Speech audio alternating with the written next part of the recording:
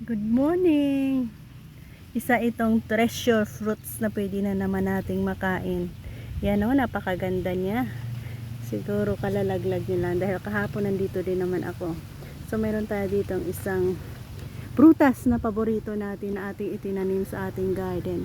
Yan, isa yan sa mga prutas na maganda. Ito ay ang ating chico. Yan.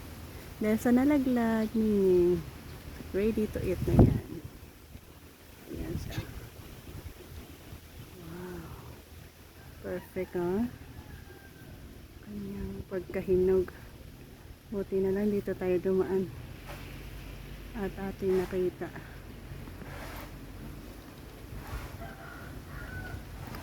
Ayan, perfect nga. Ito ang pinaka best hinog niya. Hinog sa puno. At nalaglag na lang sa kahinugan niya.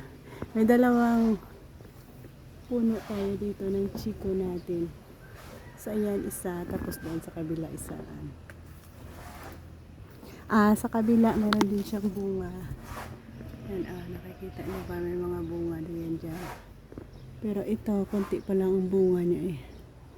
Pwede pang makan. Pero ayan, may nakikita din naman tayong mga possible na bulaklak niya na magiging bunga din yan. At ating kainin ang ating masarap na prutas na ito. Ang ating chico. So, ganyan siya. Pakita natin ang magandang close na. So, ganyan. Wow.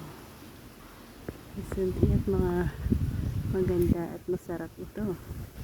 Paborito ko ito kaya itinanim ko yan dito sa ating garden.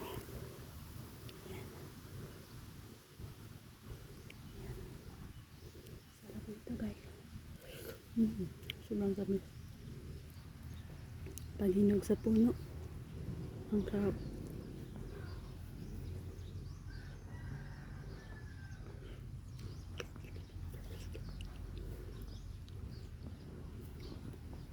Markot kasi ito kaya madaling mamunga.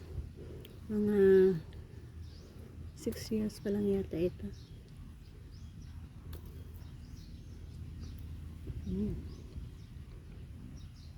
Ang juicy niya, walang dagta.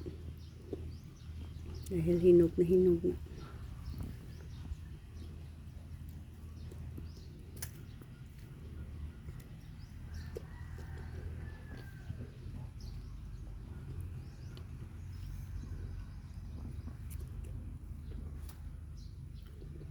Namip yun.